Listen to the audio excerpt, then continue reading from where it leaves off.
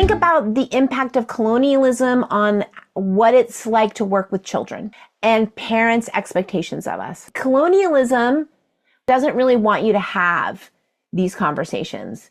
It wants you to not be in a process with people. Colonialism is a very beginning, middle, and end result type of thing. So let's talk about how it influences the way that we think about how we're supposed to be doing our jobs. It's power, control, and supremacy. So parents come in and they're like, get control over this kid. And sometimes it's like, we're parents, we know what to do, and you should listen to us. And therefore, the child should listen to you. But somehow the child won't listen to the parent. Compliance and obedience. So that means something is working.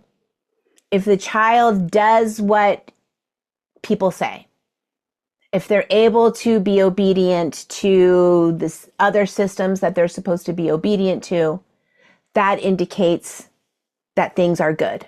You're making progress. Sometimes we're trying to not make that not happen. Colonialism wants to find a box to put an emotion in, a reason for things to happen, a diagnosis. What's wrong with my child? Why do they do this? What's their diagnosis? And colonialism, especially for children, minimizes their feelings, needs, and desires.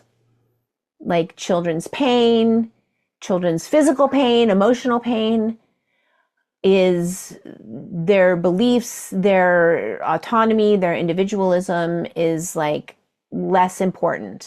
And there's this idea that we should know what to do. We're like parental somehow. Maternalism or paternalism. We can decide for a child what they need to work on, where they should go, how they should spend their time, what sports they should be in. And this is a real thing. Children are property. Children are the property of parents. One of the risks is that a parent can say, no longer. You no longer have access to my child. Then you know that they could be going home and something bad could happen to them. Or they could talk about something and share something and their parent could badger them and find out and then punish them somehow. And they can legally do it because in America, at least corporal punishment is legal. You can legally hit your child. So that's a very tough thing, very tough position for us to be put in as clinicians. And that's on colonialism. If you wonder why I am the way that I am, I was told I was property. It's the whole, I brought you into this world and I can take you out mentality. Yeah. Ha ha ha. Isn't that funny? So that, I think, makes our conversations really tough. And it makes being in a real relationship with a parent extremely important. Procedure versus relationship. So parent will come in and say, parent or caregiver. Obviously, we probably work along the spectrum of people who are caring for children. They want to know, what's the tools that you're going to use to fix my child? Tell me the way. Versus, we know that we have to be in a relationship with children to affect any change, with anybody to affect any change ever.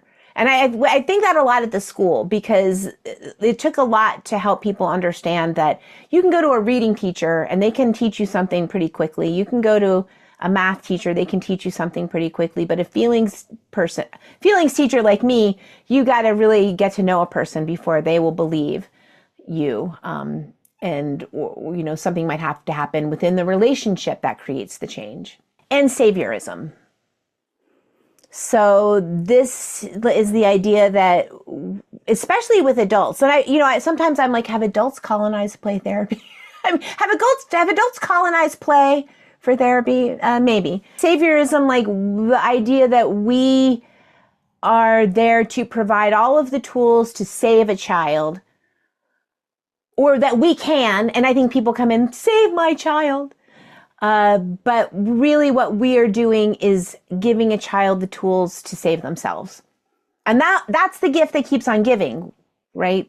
Like a child with those internal tools to go through any kinds of situations because they know how to create the environment for themselves.